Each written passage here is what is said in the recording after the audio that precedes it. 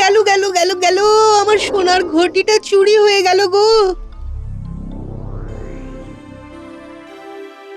মহারাজ, আমার আপনাকে কিছু বলার আছে।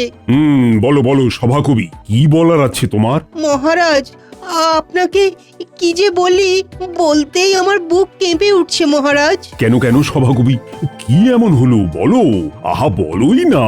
আপনি বললে বিশ্বাস করবেন কিনা জানি না, কালকে আমার বাড়িতে ভূত এসেছিল, আর সেই ভূতে আমার সোনার ঘটিটা চুরি করে নিয়ে পালিয়েছে মহারাজ। বলো কি সভাকবি, এ আবার কি কথা? আর ভূতে খামোখা তোমার ঘটি চুরি করতে যাবে কেন? আপনি বিশ্বাস করুন মহারাজ, আমি নিজের চোখে দেখেছি। অমন বড় বড় চোখ করে আমার দিকে তাকিয়ে ছুটে পালিয়ে গেল। উফ, বাবা বাবা, আমার ভাবলেই এখনো বুক কেঁপে কেঁপে উঠছে। কি জ্বালা, ভূতে সবাইকে ছেড়ে দিয়ে কেবল তোমার বাড়িতেই চুরি করতে গেল কেন বলো তো? তা আমি কি করে জানবো মহারাজ? ভূতের নিশ্চয়ই আমার সাথে আগের জন্মের কোনো শত্রুতা ছিল। তুমি যে কি আবোল তাবোল বলো না সভাকবি, নির্ঘাত ঘুমের ঘোরে ভুল দেখেছো মনে হয়। না মহারাজ, না, আমি নিজের চোখে দেখেছি। অমন মিশমিশে কালো ভূত দেখলে যে কেউ ঘুমিয়ে থাকলেও তার ঘুম ছুটে যাবে। হ্যাঁ। আচ্ছা আচ্ছা ঠিক আছে, আমায় কিছুদিন সময় দাও, আমি দেখছি এই ব্যাপারে আমি কি করতে পারি।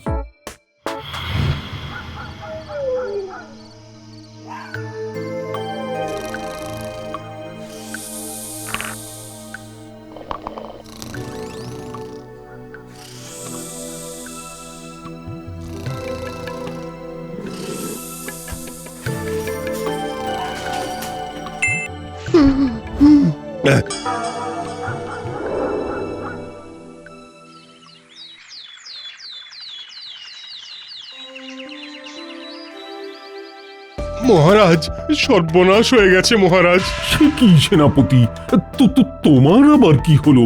মহারাজ, ওই আগের দিন সভাকবির কথায় আমরা কেউ সেভাবে বিশ্বাস করিনি, কিন্তু কাল কাল আমার বাড়িতেও ভূতে চুরি করতে এসেছিল। আমি নিজের চোখে সে ভূত দেখেছি মহারাজ। দেখলেন তো মহারাজ, আগের দিন আপনারা কেউ আমার কথা বিশ্বাস করছিলেন না। এ তো ভারী মুশকিলে পড়া গেল দেখছি। এবার তো এই ব্যাপারটা নিয়ে আমায় রীতিমতো ভাবতে হচ্ছে। হ্যাঁ মহারাজ, এইবার ভাবুন, না হলে আমরা সবাই সর্বশান্ত হয়ে যাব। হ্যাঁ হ্যাঁ মহারাজ, একটা কিছু ব্যবস্থা করুন। বেশ বেশ ঠিক আছে, এখন তোমরা বাড়ি যাও, আমি দেখছি কি করা যায়। আচ্ছা গোপাল, এ কি গেরোয় পড়া গেল বলো দেখি? ভূতে আবার চুরি করবে কেন? তা সবাই যাই বলুক না কেন, আমার বিশ্বাস হয় না যে এটা ভূতের কাজ। তুমি কি বলো?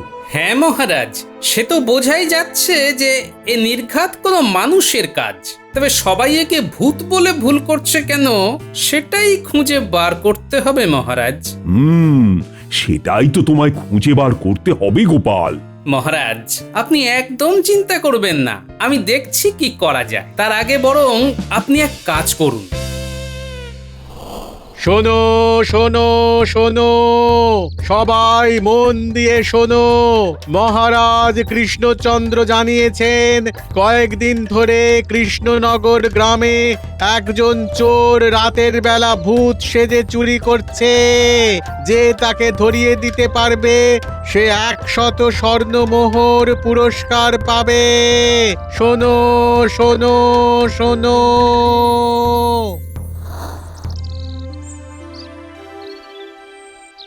মহারাজ, আপনাকে আমরা কত করে বললাম যে ওটা ভূতে চুরি করেছে, আর আপনি কিনা ঢেরা পেটালেন চোরে চুরি করেছে। হ্যাঁ মহারাজ, আমি নিজে দেখেছি, আমরা নিজের চোখে দেখেছি যে ওটা ভূত। সে কি ভয়ঙ্কর চেহারা বাবা। শোনো, চোর হোক বা ভূত, চুরি করলে সে তার শাস্তি পাবেই, আর তাকে ধরা আমার কর্তব্য। তাই আমাকে আমার কাজ করতে দাও, আর এর মধ্যে তোমরা আর বেশি নাক করিও না। আচ্ছা মহারাজ। আপনি যা বলবেন তাই হবে।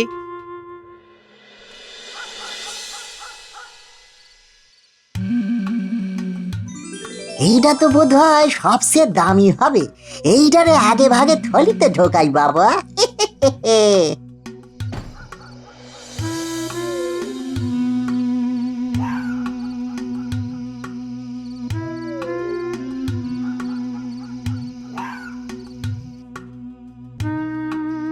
কিরে এনেছিস? হ্যাঁ মন্ত্রী মশাই, এনেছি। এই যে মন্ত্রী মশাই, আমি কথা দিয়েছিলাম আপনাকে যে ঠিক পুষিয়ে দেব। এই নিন। আরে বাস, দারুণ জিনিস এনেছিস তো।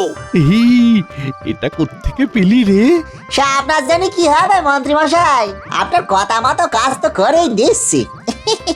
ঠিক আছে ঠিক আছে ঠিক আছে, যা যা যা, ভাগ এখন যা। আর এবার থেকে ঠিকঠাক সময়ে আমার বকশিসগুলো যেন আসতে থাকে, হ্যাঁ মনে থাকে যেন।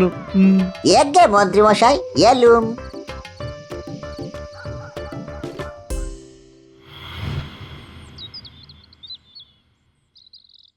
মহারাজ মহারাজ, আমার সর্বনাশ হয়ে গেছে মহারাজ। কাল রাতে আমার বাড়িতেও ভূতে চুরি করতে এসেছিল। এটা কালকে খুব ক্লান্ত ছিল বলে আমার ঘুম ভাঙেনি, কিন্তু ভূতে আমার সর্বশান্ত করে দিয়ে চলে গেছে মহারাজ। সে কি, শেষমেশ তোমার বাড়িতেও ভূতে হানা দিল? আরে তাহলে আর বলছি কি মহারাজ, আরো কি জানেন, আমার সবচেয়ে প্রিয় আর দামি পান্নার আংটিটাও ভূতে চুরি করে নিয়ে গেছে। তার জন্য আমার ভীষণ মন খারাপ মহারাজ। এ তো খুবই দুঃখের কথা রাজ জ্যোতিষী, শুনে আমারও খুব খারাপ লাগছে। আর দেখছি দেখছি আমি যত তাড়াতাড়ি সম্ভব কিছু একটা ব্যবস্থা করার। আচ্ছা রাজজ্যোতিষী, আপনার আংটিটা কেমন দেখতে ছিল একটু বলবেন? হ্যাঁ গোপাল, ওটা ওটা সোনার ওপরে একটা বড় মতো পান্না ছিল। আমি হলফ করে বলতে পারি এই গোটা কৃষ্ণনগরে অমন পান্নার আংটি আর কোথাও দেখতে পাবে না তুমি। আচ্ছা রাজজ্যোতিষী, আপনি কয়েকটা দিন সবুর করুন, আমি দেখছি কি করা যায়। সে তোমরা দেখো কি করতে পারো। আজ আমার একেবারে মন ভালো নেই মহারাজ, আমায় অনুমতি দিন, আজ আমি তাড়াতাড়ি চলে যেতে চাই। বেশ বেশ, তোমায় আজ আর আমি আটকাবো না। যাও যাও, তুমি বাড়ি যাও। আর হ্যাঁ, সভা আজকের মতো এখানেই শেষ হলো। তোমরা সবাই এখন আসতে পারো। কি হে মন্ত্রী, আজ এত দেরি? রাজসভা তো শেষই হয়ে গেল। কি বলি মহারাজ, কাল থেকে পেটটা বড় জ্বালাচ্ছে। রাতেই দুবার উঠতে হয়েছিল, তাই রাতেও ভালো ঘুম হয়নি, তাই আর কি। ও তাই বলো? মন্ত্রী মশাইয়ের হাতে রাজজ্যোতিষী যেমন আংটির কথা একটু আগে বলে গেল, সেরকম আংটি কেন? ব্যাপারটা তো ঠিক সুবিধের মনে হচ্ছে না।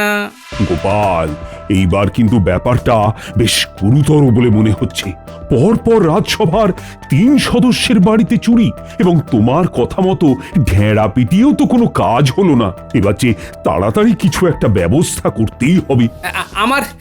আমার একটা আর্জি আছে মহারাজ, এই ব্যাপারে আমি আপনার সাথে একটু আলাদা করে কথা বলতে চাই। হ্যাঁ, যত সব বাড়াবাড়ি, সব সময়ই ওনার আলাদা করে মহারাজের সাথে কথা বলতে হবে। শুধু এই নেব সেই নেব, এই ধান্দা।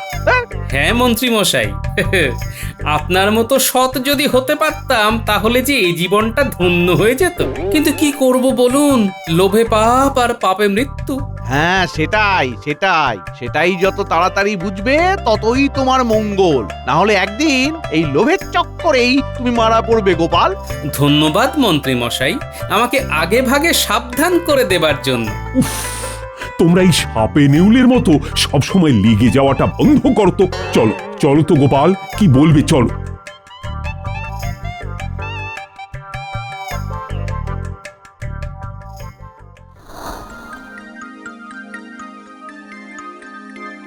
বুঝেছেন মহারাজ?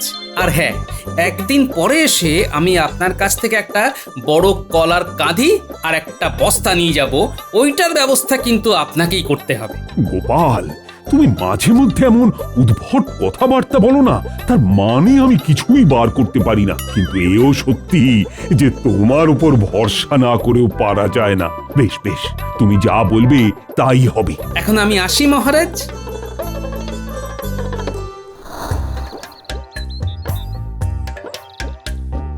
কই গো গিন্নি, কোথায় গেলে? তাড়াতাড়ি খাবার দাও, ভীষণ জোরে খিদে পেয়ে গেছে গো। পেটে খাবার না পড়লে বুদ্ধিতে আর শান দেওয়া যাবে না, বুঝলে? তা কি এমন রাজকার্য করছো গো যে বুদ্ধিতে শান দিতে হবে? সেটাই তো খুঁজে বার করছি গিন্নি। আচ্ছা শোনো, আজ সন্ধেবেলা আমার একটা কাজে বেরোতে হবে, বুঝলে? এই বলো কি গো, তোমার কি কোনো ভয় ডর নেই নাকি?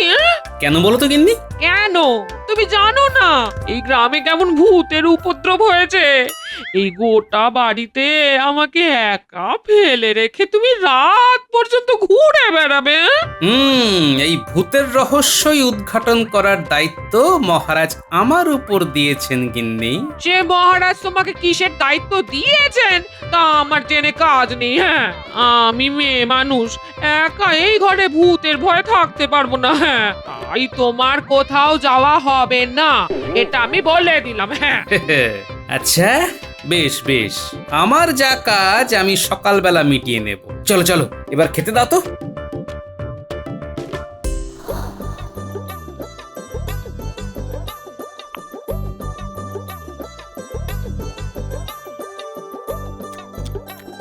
তিন চার দিন ধরে চুরিটা হচ্ছে, আর চুরিটা এমন সময় করা হচ্ছে যে সময় পূর্ণিমার চাঁদ ওঠেনি আর অমাবস্যার পরপর। এছাড়াও প্রথমে চুরি হলো সভাকবির বাড়ি, তারপর সেনাপতি, তার পরের দিন চুরি হলোই না, তারপরে হলো রাজ জ্যোতিষীর বাড়ি। অর্থাৎ চোর বেটার রাজসভার লোকজনই প্রধান লক্ষ্য। তাহলে পড়ে রইলাম আমি, মন্ত্রীমশাই, রাজবৈদ্য, বিজ্ঞানী।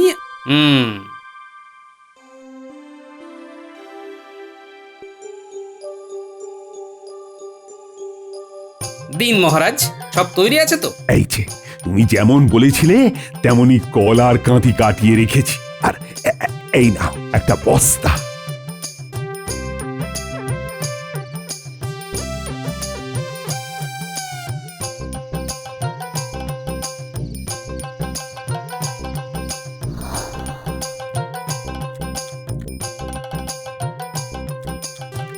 বলি হ্যাঁ গো, তুমি কি একেবারে পাগল হয়ে গেলে নাকি?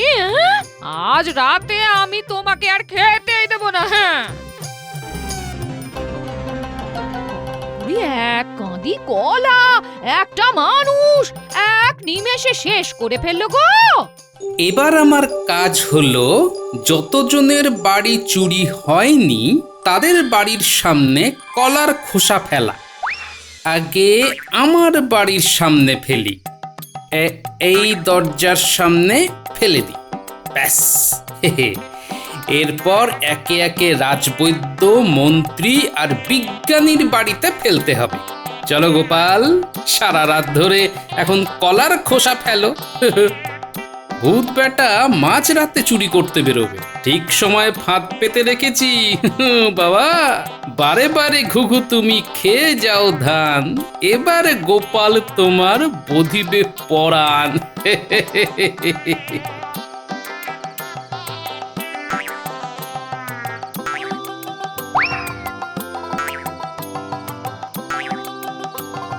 সব শেষে মন্ত্রী মশাইয়ের ঘরের দোরগোড়ায় ফেলে আমার ছুটি।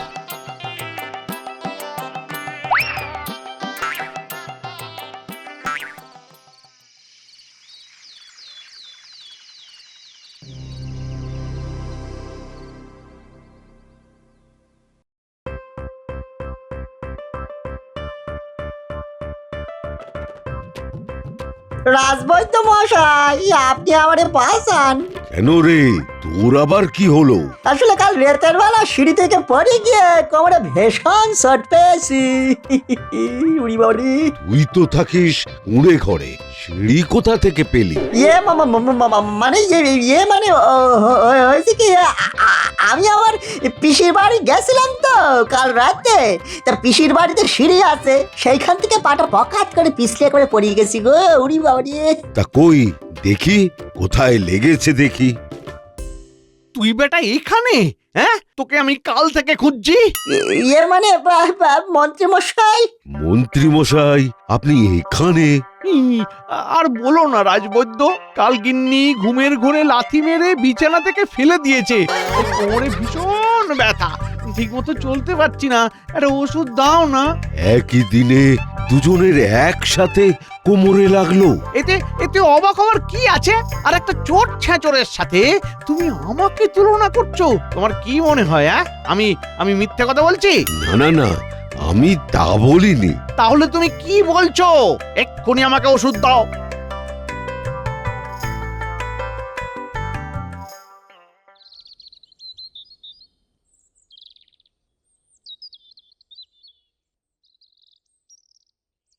রাজবৈদ্য, রাজবৈদ্য, কোথায় গেলে কোথায়?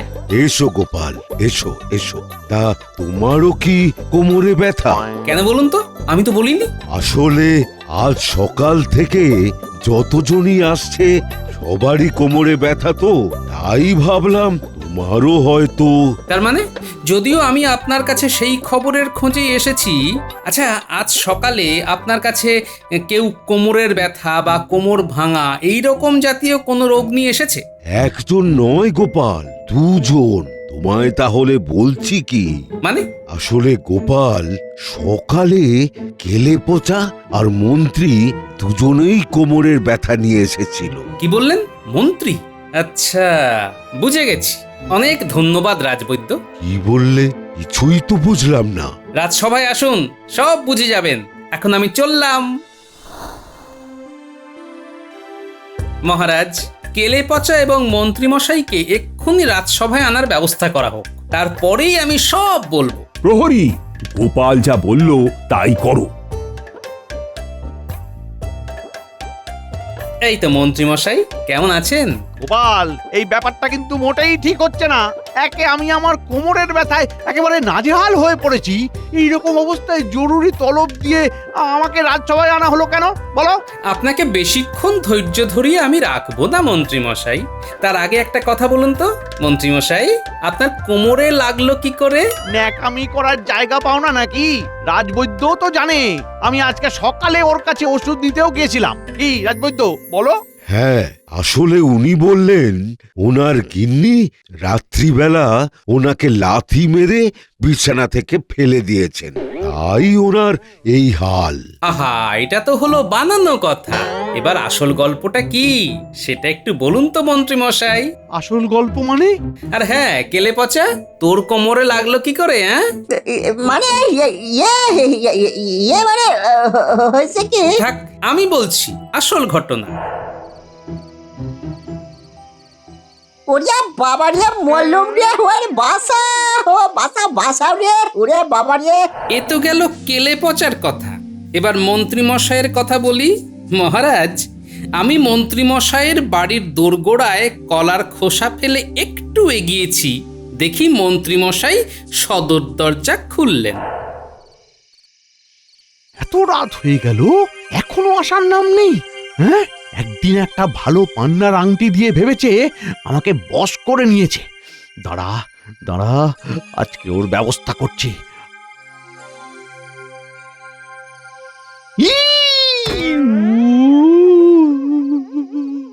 ওরে ওরে, কে আছিস? আমায় ধরে তোল তোল। ওরে বাবারি, কে বেটা এখানে কলার খোসা ফেলে রেখেছিস? ওরে বাবারি, উ আচ্ছা, তার মানে মন্ত্রীমশাই এই চুরির মধ্যে আছে। ভালোই হয়েছে, থাকুক পড়ে। না মহারাজ, গোপাল সব মিথ্যে বলছে।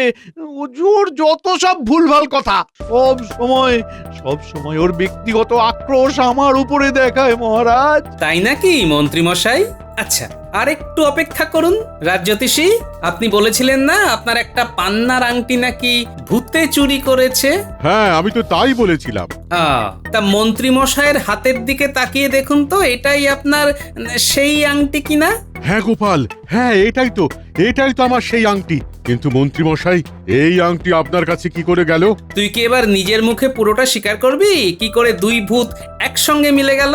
না আমি পেয়াদা ডাকিয়ে গারদে পুরে রামধলাই খাওয়াবো? হ্যাঁ, আমি বলতেছি, আমি সব বলতেছি। সেদিন রাত্রিবেলা আমি মন্ত্রী মশাইয়ের বাড়ি চুরি করতে গেছিলাম।